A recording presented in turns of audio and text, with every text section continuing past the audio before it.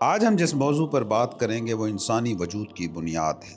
وہ قدیم اور ازلی سوال جس نے انسان کو ہمیشہ الجھائے رکھا، جس نے تہذیبوں کو پریشان کیا اور جس کے جواب میں ہم نے ہزاروں کتابیں لکھ ماری مگر پھر بھی ہاتھ خالی رہے۔ وہ سوال ہے، گناہ کیا ہے اور نیکی کیا؟ خیر کیا ہے اور شر کیا؟ کیا مندر میں گھنٹی بجانا نیکی ہے؟ کیا مسجد میں پیشانی ٹیکنا نیکی ہے؟ کیا کسی غریب کو روٹی کا ٹکڑا دے دینا نیکی ہے؟ اور کیا شراب پینا گناہ ہے؟ کیا کسی کا مال چرانا گناہ ہے؟ ہم بچپن سے یہی سنتے آئے ہیں۔ ہمارے والدین، ہمارے استاد، ہمارا معاشرہ، ہمارے مذہبی رہنما سب ہمیں ایک لسٹ، ایک فہرست تھما دیتے ہیں۔ یہ کرو یہ نیکی ہے، یہ مت کرو یہ گناہ ہے، اور ہم بھیڑوں کی طرح بنا سوچے سمجھے، بنا اپنے اندر جھانکے اس لسٹ پر عمل کرنے کی ناکام کوشش کرتے کرتے مر جاتے ہیں۔ نہ کوشش کامیاب ہوتی ہے، نہ ہی یہ سمجھ پیدا ہوتی ہے کہ خیر اور شر ہیں کیا۔ کیا کبھی تم نے غور کیا؟ کیا کبھی تم نے ٹھہر کر سوچا کہ اتنی نیکیاں کرنے کے باوجود، اتنے سجدے کرنے کے باوجود، اتنی خیرات و صدقات کے باوجود انسان کے اندر کا اندھیرا کم کیوں نہیں ہوتا؟ انسان کا دکھ کم کیوں نہیں ہوتا؟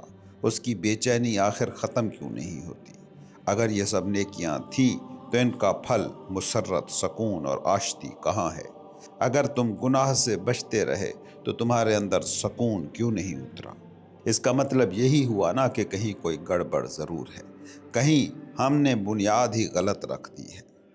آج بدھا کے ان چار انتہائی گہرے، انتہائی انقلابی اور انتہائی نفسیاتی اقوال کی روشنی میں ہم اس پہیلی کو سلجھانے کی کوشش کرتے ہیں۔ مگر پہلے زندگی کے ڈھانچے کو، انسان کے وجود کی ساخت کو بہت باریک بینی سے سمجھ لیں۔ انسانی زندگی کو ہم دو بڑے حصوں میں تقسیم کر سکتے ہیں۔ ایک ہے کرنا، ڈوئنگ، اور ایک ہے ہونا، بینگ۔ ایک ہے ہمارا عمل، ہمارا ایکشن، ہماری بھاگ دوڑ، ہمارا روزگار، ہمارے تعلقات، ہماری عبادتیں، ہمارے گناہ۔ یہ سب کرنا ہے، یہ سب سطح پر ہیں۔ یہ سب ایسے ہے جیسے سمندر کی سطح پر لہریں ہیں۔ لہریں شور مچاتی ہیں، لہریں ٹکراتی ہیں، لہریں جھاگ اڑاتی ہیں۔ ہم سمجھتے ہیں کہ یہی لہریں ہی سمندر ہیں، لیکن یہ سمندر نہیں ہے۔ یہ تو صرف سمندر کی کھال ہے۔ یہ تو صرف وہ جگہ ہے جہاں سمندر اور ہوا کی جنگ ہو رہی ہے۔ لہریں تنہا سمندر کی نہیں ہوتی، لہروں میں آدھا حصہ تو ہوا کا ہوتا ہے۔ اسی طرح ہمارے جو اعمال ہیں، جو ہمارے ایکشن ہیں، وہ خالص ہمارے نہیں ہوتے۔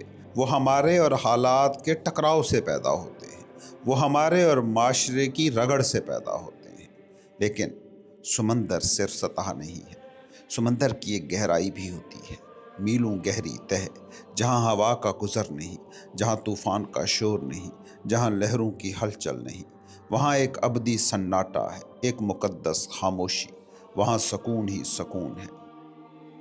وہ سمندر کا ہونا ہے، وہ اس کا وجود ہے۔ بالکل اسی طرح تمہارے اندر بھی ایک جگہ ہے۔ تمہارے اعمال، تمہارے خیالات، تمہارے جذبات، تمہارا غصہ، تمہاری نفرتیں، تمہاری محبتیں، یہ سب لہریں ہیں، یہ سب سطح پر ہیں۔ یہ دائرے کی لکیر ہے، لیکن اس دائرے کا ایک مرکز بھی ہے، ایک سینٹر بھی ہے، جہاں تمہاری روح آباد ہے، جہاں تمہارا خدا بستا ہے۔ جہاں تم ہو وہاں کچھ کیا نہیں جاتا، وہاں بس ہوا جاتا ہے۔ انسان کا المیہ، انسان کی ٹریجڈی یہ ہے کہ ہم ساری زندگی اس سطح پر، اس چار دیواری پر گزار دیتے ہیں۔ ہم گھر کی دیواروں کو سجاتے رہتے ہیں، رنگ و روغن کرتے رہتے ہیں، لیکن گھر کے اندر اس مقدس کمرے میں کبھی قدم ہی نہیں رکھتے جہاں سکون ہمارا انتظار کر رہا ہے۔ ہم کرنے، ڈوئنگ کے دیوانے ہیں، ہم ہونے، بینگ سے غافل ہیں۔ اب سوال یہ پیدا ہوتا ہے کہ نیکی کیا ہے اور گناہ کیا ہے؟ بدھ ایک نئی تعریف متعارف کراتے ہیں۔ وہ کہتے ہیں، نیکی اور بدی کا تعلق تمہارے باہر کے کاموں سے نہیں، ان کا تعلق اس بات سے ہے کہ وہ کام تمہیں کہاں لے کر جا رہا ہے۔ غور سے سنیے گا، یہ جملہ آپ کی زندگی بدل سکتا ہے۔ ایسا ہر عمل، ایسا ہر کرم جو تمہیں تمہارے مرکز سے جوڑ دے، جو تمہیں تمہارے اندر لے جائے، جو تمہیں تمہاری ذات کے قریب کر دے، وہ نیکی ہے۔ اور ایسا ہر عمل جو تمہیں تمہارے مرکز سے توڑ دے، جو تمہیں تمہاری ذات سے دور کر دے، جو تمہیں باہر کی دنیا میں بھٹکا دے، جو تمہیں تمہارے گھر سے نکال کر بازار میں کھڑا کر دے، وہ گناہ ہے، چاہے وہ عمل بظاہر کتنا ہی اچھا کیوں نہ لگ رہا ہو۔ اگر تم خیرات کر رہے ہو لیکن خیرات کرتے وقت تمہارے دل میں یہ خیال ہے دیکھو میں کتنا بڑا سخی ہوں، لوگ میری کتنی تعریف کر رہے ہیں، تو یہ عمل تمہیں تمہارے اندر نہیں لے جا رہا، یہ تمہیں باہر لے جا رہا ہے۔ یہ تمہاری میں ایگو کو موٹا کر رہا ہے، یہ تمہیں مرکز سے دور کر رہا ہے۔ بدھ سے پوچھو تو وہ کہے گا کہ یہ خیرات نیکی نہیں، یہ گناہ ہے، کیونکہ اس نے تمہیں تمہارے ہونے سے، تمہاری ہستی سے، تمہاری بینگ سے دور کر دیا۔ اور اگر تم خاموشی سے بیٹھے ہو، کچھ نہیں کر رہے ہو، بس اپنے ہونے کا لطف لے رہے ہو، تو یہ نیکی ہے۔ آج کے ایپیسوڈ میں شامل بدھ کے اقوال میں سے پہلا قول ہے، وہ کام کرنا ہرگز اچھا نہیں، وہ عمل ہرگز نیک نہیں جسے کرنے کے بعد انسان کو پچھتانا پڑے، جس کی یاد انسان کو آنسوں سے بھر دے اور جس کا نتیجہ روتے ہوئے اور بلکتے ہوئے بھگتنا پڑے۔ اس کے برعکس وہ کام کرنا اچھا ہے، وہ عمل نیک ہے جسے کرنے کے بعد پچھتانا نہ پڑے اور جس کا پھل انسان مسکراتے ہوئے خوشی اور اطمینان سے کاٹے۔ تمہارے پاس ایک قدرتی تھرمامیٹر موجود ہے، تمہارے پاس ایک کسوٹی ہے، ایک معیار، اسے استعمال کرو۔ گناہ کی پہچان کیا ہے؟ پچھتاوا، ریگریٹ۔ نیکی کی پہچان کیا ہے؟ سرشاری، بلیس۔ کیا کبھی ایسا ہوا کہ تم نے غصے میں کسی کو گالی دی ہو، کسی کا دل دکھایا ہو، اور پھر جب غصہ اترا ہو تو تمہیں ایک عجیب سی بے چینی نے گھیر لیا ہو، تمہیں لگا ہو کہ کاش میں نے یہ نہ کہا ہوتا؟ یہ جو کاش ہے، یہ جو سینے پہ رکھا ہوا بوجھ ہے، یہ ہے گناہ کی نشانی۔ گناہ وہ زخم ہے جو کبھی نہیں بھرتا، بس رشتہ رہتا ہے۔ تم دنیا سے چھپا سکتے ہو، مسکرا سکتے ہو، لیکن تنہائی میں، رات کے سناٹے میں وہ عمل تمہارا پیچھا کرتا ہے، وہ تمہاری نیندیں اڑا دیتا ہے۔ بدھ کہتے ہیں جس کام کو کر کے تم اپنی ہی نظروں میں گر جاؤ وہ گناہ ہے، جس کام کو کر کے تم پیچھے مڑ کر دیکھنے سے ڈرو وہ گناہ ہے، جس کام کو تمہیں چھپانا پڑے، نقاب اوڑھنے پڑیں، جھوٹ کے سہارے لینے پڑیں، وہ گناہ ہے۔ اور نیکی وہ نہیں جو تم مجبوری میں کرتے ہو، نیکی وہ ہے جسے کر کے تمہارے اندر ایک پھول کھل جائے، جسے کر کے تمہیں لگے کہ تم ہلکے ہو گئے ہو، جسے کر کے تمہیں کسی انعام کی امید نہ ہو، بس کرنے کا مزہ ہی انعام بن جائے۔ یہاں ایک بہت ہی باریک اور اہم نقطہ سمجھنا ضروری ہے، جہاں اکثر لوگ بھٹک جاتے ہیں۔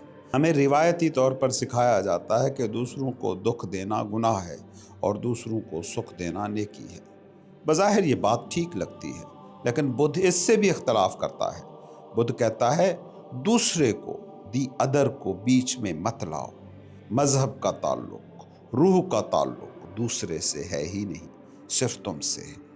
غور کرنا، جب تم سمجھتے ہو کہ تم دوسرے کو دکھ دے رہے ہو تو تم ایک غلط فہمی میں ہو۔ تم دوسرے کو دکھ دینے سے پہلے خود کو دکھ دے چکے ہوتے ہو۔ کیا تم غصہ کر سکتے ہو بغیر اپنا خون جلائے؟ کیا تم کسی سے نفرت کر سکتے ہو بغیر اپنے سینے میں زہر بھرے؟ ناممکن۔ یہ وجود کا، ایگزسٹنس کا قانون ہی نہیں ہے۔ جب تم دہکتا ہوا کوئی کوئلہ اٹھا کر کسی پر پھینکنے کی کوشش کرتے ہو تو دوسرا شخص شاید بچ جائے، شاید اسے کوئلہ نہ لگے، لیکن ایک چیز یقینی ہے، تمہارا اپنا ہاتھ سب سے پہلے جلتا ہے۔ تم نے دوسرے کو دکھ دینے کی نیت کی، اسی لمحے تم نے اپنے اندر جہنم بھڑکا لیا، تم نے اپنے سکون کی خودکشی کر لی۔ تو بدھ کی تعریف میں گناہ کا مطلب ہے خود کو اذیت دینا، گناہ کا مطلب ہے اپنے ہی وجود کے خلاف جانا، اپنے ہی سر کو بگاڑ لینا۔ اور جب تم خود دکھی ہوگے، جب تم اندر سے جلے ہوئے ہوگے، تو تم دوسروں کو کیا دے سکو گے؟ انسان وہی بانٹ سکتا ہے نا جو اس کے پاس ہو۔ اگر تمہاری جیب میں کانٹے ہیں تو پھول بانٹو گے کیسے؟ جو شخص خود دکھی ہو وہ جہاں جائے گا دکھ پھیلائے گا، وہ پیار بھی کرے گا تو اس میں کانٹے ہوں گے، وہ بات بھی کرے گا تو اس میں طنز ہوگا۔ اور جو شخص اندر سے صوفی ہے، جو اندر سے بھرا ہوا ہے، خوش ہے، وہ اگر خاموش بھی بیٹھا رہے تو اس کی موجودگی سے، پریزنس سے پھول برسیں گے، اس کی لہریں دوسروں کو سکون دیں گی۔ اسی لیے بدھا کہتے ہیں خود پر رحم کرو۔ نیکی دوسروں پر احسان نہیں، نیکی خود پر احسان ہے۔ ایسے جیو کہ تمہیں اپنے ماضی سے خوف نہ آئے، ایسے جیو کہ تمہارا ماضی تمہارے لیے بوجھ نہ بنے بلکہ ایک خوبصورت یاد بن جائے۔ لیکن انسان نادان ہے، غافل ہے، وہ اس حقیقت کو نہیں دیکھ پاتا۔ کیوں؟ اس کا جواب بدھ اپنے تیسرے قول میں دیتے ہیں، جب تک گناہ کا بیج پک نہیں جاتا جب تک وہ پھل نہیں لاتا تب تک نادان انسان اسے شہد کی طرح میٹھا سمجھتا ہے، اسے گناہ میں لذت محسوس ہوتی ہے۔ لیکن جب گناہ پک جاتا ہے، جب فصل کٹنے کا وقت آتا ہے، تب نادان انسان دکھ کے سمندر میں ڈوب جاتا ہے اور روتا ہے۔ یہ بہت بڑا دھوکہ ہے، شہد کا دھوکہ۔ گناہ ہمیشہ شروع میں پرکشش ہوتا ہے، اس کی پیکنگ بہت شاندار ہوتی ہے۔ غیبت کرنے میں کتنا مزہ آتا ہے، چوری کے مال میں، رشوت کے پیسے میں کتنی کشش ہوتی ہے، لگتا ہے نا کہ مفت کا مال مل گیا۔ حرام کے رشتے کتنے سہانے لگتے ہیں، ان میں کیسی سنسنی ہوتی ہے۔ انسان کو لگتا ہے کہ میں کتنا ہوشیار ہوں، میں نے قانون کو دھوکہ دے دیا، میں نے دنیا کو بے وقوف بنا دیا، میں نے شارٹ کٹ لگا کر منزل پا لی۔ اس وقت اسے وہ زہر شہد لگ رہا ہوتا ہے۔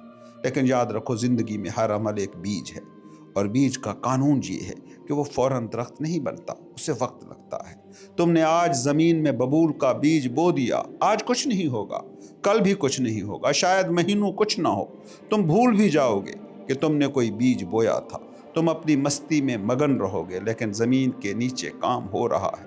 قدرت اپنا حساب کتاب کر رہی ہے، اور پھر ایک دن وہ بیج پھٹے گا، کومپل نکلے گی، تنا بنے گا، اور پھر کانٹے دار جھاڑیاں اگیں گی۔ پھر جب ہوائیں چلیں گی تو وہ کانٹے تمہارے دامن کو پھاڑیں گے۔ پھر جب تم اس راستے سے گزرو گے تو تمہارے پاؤں لہو لہان ہوں گے۔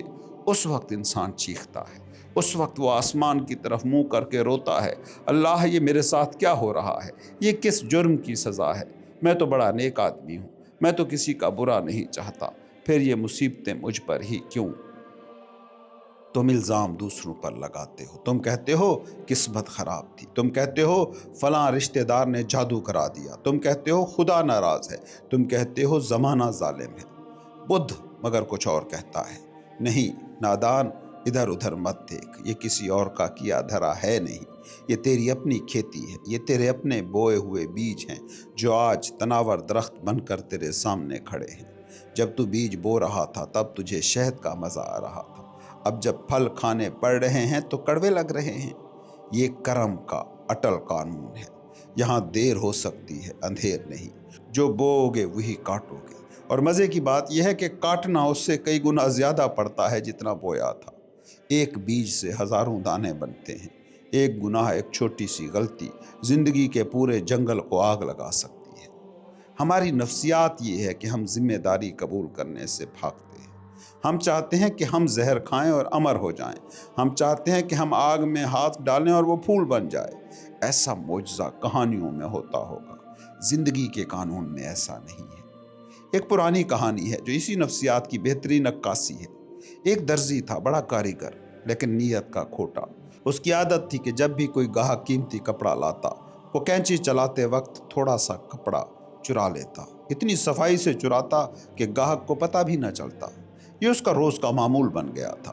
ایک رات وہ بیمار پڑا، موت قریب محسوس ہونے لگی۔ اس نے خواب دیکھا کہ وہ مر گیا ہے اور خدا کے دربار میں پیش ہے۔ وہاں میلوں لمبی رسیوں پر رنگ برنگے کپڑے کے ٹکڑے لٹک رہے ہیں، ہزاروں لاکھوں جھنڈیوں کی طرح ہوا میں لہرا رہے ہیں۔ اس نے فرشتے سے ڈرتے ڈرتے پوچھا، یہ کیا ہے، یہ میلہ کیسا ہے؟ فرشتے نے غضبناک ہو کر کہا، غور سے دیکھ، یہ وہ کپڑے ہیں جو تو نے ساری زندگی چرائے تھے۔ تو سمجھتا تھا کہ وہ غائب ہو گئے ہیں، نہیں، وہ سب یہاں جمع ہیں۔ اب یہ تیرا کفن بنیں گے، اب یہ تیرے گلے کا توق بنیں گے۔ درزی پسینے میں شرابور ہو کر جاگ گیا، اس کا دل ڈوب رہا تھا، خوف اسے گھیر چکا تھا۔ اس نے وہیں بستر پر بیٹھ کر توبہ کی، یا اللہ مجھے معاف کر دے، کبھی اب چوری نہ کروں گا، کان پکڑتا ہوں۔ صبح وہ دکان پر گیا، اس نے اپنے شاگردوں کو بلایا اور کہا، دیکھو بچوں، میری عادت بڑی پرانی ہے، پکی ہو گئی ہے، میں نے توبہ تو کر لی ہے، لیکن مجھے خود پہ بھروسہ نہیں ہے، انسان کمزور ہے۔ اگر تم دیکھو کہ میرا ہاتھ بہک رہا ہے اور میں کپڑا چرا رہا ہوں تو تم سب زور سے چلا دینا، استاد جی جھنڈی، مجھے میرا خواب یاد آ جائے گا اور میں رک جاؤں گا۔ شاگردوں نے کہا، ٹھیک ہے۔ کچھ دن تو معاملہ ٹھیک چلا، درزی کا ہاتھ بہکتا، شاگرد چلاتے، استاد جی جھنڈی، وہ چونک جاتا، ہاتھ روک لیتا اور توبہ کرتا۔ پھر ایک دن ایک امیر کبیر آدمی آیا، وہ مخمل کا ایسا قیمتی اور نایاب کپڑا لایا جو درزی نے زندگی میں نہیں دیکھا تھا۔ اس کا رنگ، اس کی چمک ایسی تھی کہ آنکھیں خیرہ ہو گئیں۔ درزی کی نیت ڈول گئی، اس کی توبہ، اس کا خوف سب ہوا ہو گیا۔ اس نے کینچی اٹھائی، اس کا دل زور سے دھڑکا لیکن لالچ جیت گئی۔ اس نے کپڑے چرانے کے لیے کینچی چلائی۔ شاگرد نظر رکھے ہوئے تھے، زور سے چلائے، استاد جی جھنڈی! خواب یاد کرو۔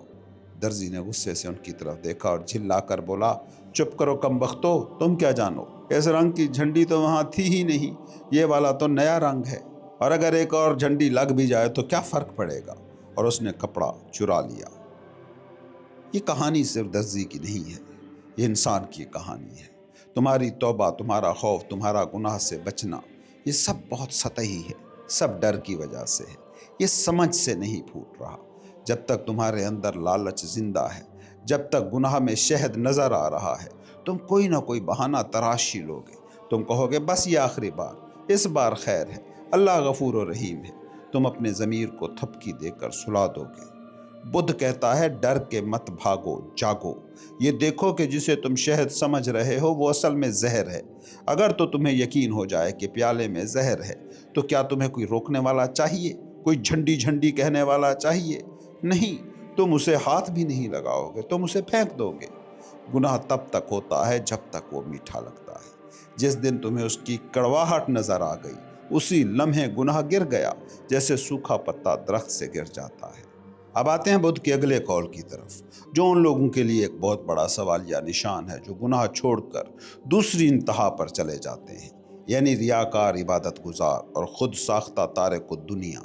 بدھ کہتے ہیں اگر کوئی نادان شخص مہینے بھر تک گھاس کی نوک سے کھانا کھائے، یعنی سخت ترین فاقہ کشی کرے، جسم کو اذیت دے، تو بھی وہ اس شخص کے 16ویں حصے کے برابر بھی نہیں ہو سکتا جس نے حقیقت، سچائی، قانون قدرت کو جان لیا، جس نے زندگی کے راز کو پا لیا۔ یہاں گھاس کی نوک سے کھانا ایک استعارہ ہے۔ پرانے زمانے میں کچھ سادھو، کچھ جوگی لوگ ایسے تھے جو یہ سمجھتے تھے کہ جسم کو تکلیف دینے سے، بھوکا رہنے سے، الٹا لٹکنے سے، کانٹوں پر سونے سے خدا مل جاتا ہے۔ وہ سمجھتے تھے کہ جسم دشمن ہے، اسے مار دو تو روح آزاد ہو جائے گی۔ وہ مہینوں میں ایک بار گھاس کی نوک پر جتنا کھانا آتا ہے بس اتنا کھاتے تھے۔ وہ ہڈیوں کا ڈھانچہ بن جاتے تھے۔ خود بدھ نے یہ کچھ کر کے دیکھا ہوا تھا۔ بدھا کہتے ہیں یہ نادانی ہے، یہ حماقت ہے۔ اگر تم اندر سے پھول ہو، احمق ہو، بدھو ہو، اگر تمہارا ذہن وہی پرانا ہے، اگر اندر تمہارے وہی غلاظت بھری ہے، تو تم چاہے محل میں رہو یا جنگل میں، تم چاہے پیٹ بھر کر کھاؤ یا بھوکے رہو، تم احمق ہی رہو گے، بدھو ہی رہو گے۔ جگہ بدلنے سے، کپڑے بدلنے سے، کھانا چھوڑ دینے سے ذہن توڑی بدل جاتا ہے، تمہارا تشخص توڑی بدل جاتا ہے۔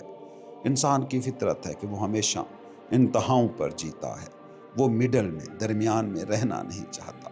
پہلے ہم بھوگی تھے، دنیا کے پیچھے پاگلوں کی طرح بھاگتے تھے، کھانے پینے، عیش و عشرت، ہوس اور دولت میں ڈوبے ہوئے تھے۔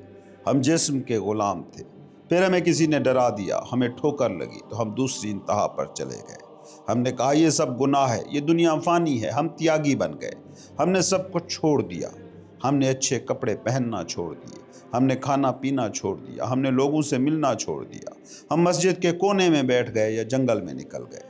بدھ کہہ رہا ہے غور سے دیکھو، یہ دونوں ایک ہی سکے کے دو رخ ہیں۔ بھوگی بھی جسم کے بارے میں سوچ رہا ہے کہ اسے کھلاؤں کیسے، مزے کیسے کراؤں، اور تیاگی بھی جسم ہی کے بارے میں سوچ رہا ہے کہ اسے بھوکا کیسے رکھوں، اسے تڑپاؤں کیسے۔ دونوں کا دھیان، دونوں کا مرکز نگاہ جسم ہی ہے۔ روح پر کس کا دھیان ہے؟ کسی کا نہیں۔ دونوں مادہ پرست ہیں، مٹیریلسٹ ہیں۔ ایک نے جسم کو خدا بنا لیا ہے، دوسرے نے جسم کو شیطان بنا لیا ہے، اور دونوں ہی پھنسے ہوئے ہیں۔ راستہ ہے درمیانی راستہ۔ نہ بھوگی بنو، نہ تیاگی بنو، جاگے ہوئے انسان بنو۔ جسم نہ دشمن ہے، نہ خدا ہے۔ جسم ایک سواری ہے، ایک ٹول ہے، ایک ٹیمپل ہے جس میں تم رہ رہے ہو۔ اس کا خیال رکھو، اس کی غلامی مت کرو۔ ایک محلے میں ایک رنگریز تھا، بہت بوڑھا، کمر جھکی ہوئی، بینائی بھی بہت کمزور، لیکن وہ اپنے کام میں مگن رہتا تھا۔ اس کے پاس گاؤں کی عورتیں اپنے دوپٹے، اپنی ساڑیاں رنگوانے آتی۔ کوئی عورت آتی اور کہتی بابا مجھے یہ دوپٹہ شوخ گلابی رنگ میں رنگ دو، ایسا کہ آنکھوں کو بھائے۔ کوئی کہتی مجھے جامنی رنگ چاہیے، کوئی کہتی مجھے مور کی گردن جیسا نیلا رنگ چاہیے۔ بوڑھا رنگریز سب کی بات غور سے سنتا، سر ہلاتا اور پھر اپنی دھیمی آواز میں کہتا بیٹی تم جو کہہ رہی ہو رنگ تو دوں گا، پر سچ پوچھو تو میری بہو بیٹیوں پر تو لال، ہرا اور پیلا ہی جچتا ہے۔ اور پھر ہوتا کیا، جب وہ کپڑے رنگ کر واپس کرتا تو وہ اکثر یہی 3-4 رنگ میں رنگتا، لال، ہرا یا پیلا، جو اسے آتے تھے یا جو اس کی دھندلی آنکھوں کو دکھائی دیتے تھے۔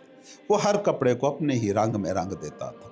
عورتیں سر پیٹ لیتی، جھگڑا کرتی، ہم نے کیا کہا تھا، تم نے کیا کر دیا؟ وہ مسکرا کر کہتا، بیٹی یہی تو اصل رنگ ہے۔ انسان کی حالت اسی رنگ ریز جیسی ہے۔ ہمارے اندر صرف وہی پرانے پکے ہوئے رنگ ہیں، غصہ، لالچ، شہرت کی بھوک، تکبر، حسد۔ ہم چاہے زندگی کا کوئی بھی روپ دھار لیں، ہمارے اندر کا رنگ ریز وہی پرانے رنگ چڑھاتا رہتا ہے۔ اگر ہم دکان پر بیٹھے تھے تو ہم گاہکوں سے لڑتے تھے، منافع کے لیے جھوٹ بولتے تھے۔ اب ہم مذہبی ہو گئے ہیں، ہم نے داڑھی رکھ لی، تسبیح پکڑ لی، تو کیا ہم بدل گئے؟ نہیں، اب ہم دوسرے فرقے والوں سے لڑتے ہیں، اب ہم مذہب کے نام پر جھوٹ بولتے ہیں۔ غصہ وہی ہے، بس اس نے مذہب کا مقدس چولا پہن لیا ہے۔ پہلے ہم اپنی دولت پر اکڑتے تھے کہ میرے پاس کتنی گاڑیاں ہیں، اب ہم اپنی پرہیزگاری پر اکڑتے ہیں کہ میرے جیسا نمازی کون ہے، میں تہجد گزار ہوں اور باقی سب جہنمی ہیں۔ تکبر نہیں گیا، اس نے صرف اپنا لیبل بدل لیا ہے۔ پہلے وہ دنیاوی تکبر تھا، اب وہ روحانی تکبر بن گیا، اور روحانی تکبر دنیاوی تکبر سے زیادہ خطرناک ہوتا ہے، کیونکہ اسے چھوڑنا بہت مشکل ہوتا ہے۔ یہ وہ نادانی اور حماقت ہے جس کی بات یہاں بدھا کر رہا ہے کہ ایسے ہزاروں سال بھی تپسیا کر لو، گھاس کی نوک سے کھانا کھا لو، خود کو ہڈیوں کا ڈھانچہ بنا لو، ماتھے پر محرابیں ڈال لو، کوئی فائدہ نہیں، زیرو، صفر۔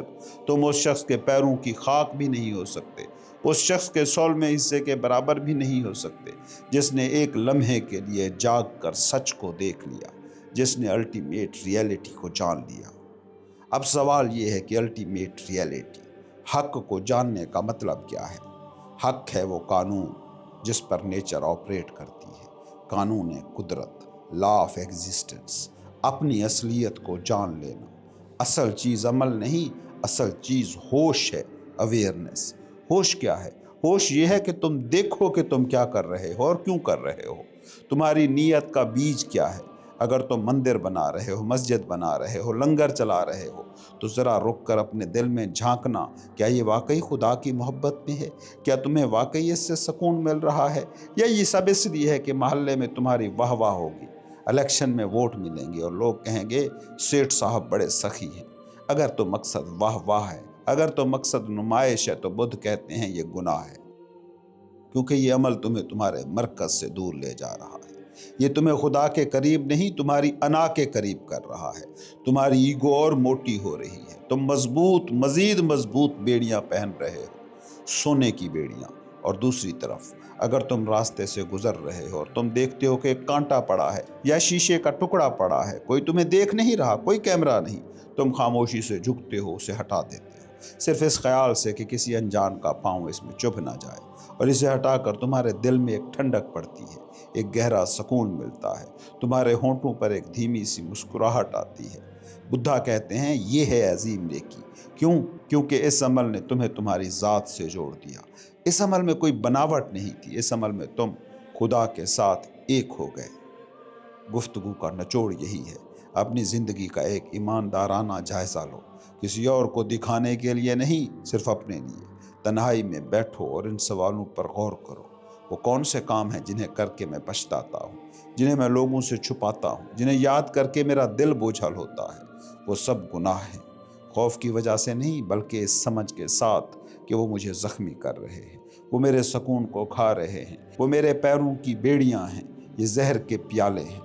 وہ کون سے کام ہیں جنہیں کر کے مجھے لگتا ہے کہ میں ہوا میں اڑ رہا ہوں، جنہیں کر کے مجھے لگتا ہے کہ زندگی خوبصورت ہے، جنہیں کر کے مجھے اپنے اندر ایک موسیقی سنائی دیتی ہے؟ وہ نیکی ہے، انہیں بڑھاؤ، انہیں اپنی زندگی کا حصہ بناؤ۔ کیا میں کسی انتہا ایکسٹریم کا شکار تو نہیں؟ کیا میں بھاگ رہا ہوں؟ کیا میں نے روحانیت کو بھی ایک نشہ تو نہیں بنا لیا؟ درمیانی راستہ اختیار کرو، ہوش کا راستہ۔ جاگتے رہو، ہر لمحہ چوکس رہو، اپنے ہر عمل پر ایک چوکیدار بٹھاؤ جو صرف یہ دیکھے کیا یہ عمل مجھ سے قریب لا رہا ہے یا دور لے جا رہا ہے۔ بس یہ ایک کسوٹی ہے، یہ ایک تھرمامیٹر اپنی جیب میں رکھ لو، تمہیں کسی گرو کی ضرورت نہیں۔ آپ کا ضمیر، آپ کا اپنا اندر کا دیا آپ کی رہنمائی کرے گا۔ اٹھو اور اپنی زندگی کی باغ ڈور اپنے ہاتھوں میں لو، قسمت کا رونا دھونا بند کرو، ماضی کے پچھتاووں کی راکھ جھاڑو۔ بیج آپ کے ہاتھ میں ہے، زمین آپ کے سامنے ہے، اور یہ لمحہ زندہ لمحہ آپ کا ہے۔ کانٹے بونے ہیں یا پھول، یہ فیصلہ آج ابھی اسی وقت ہونا ہے، اور یہ فیصلہ تم نے کرنا ہے۔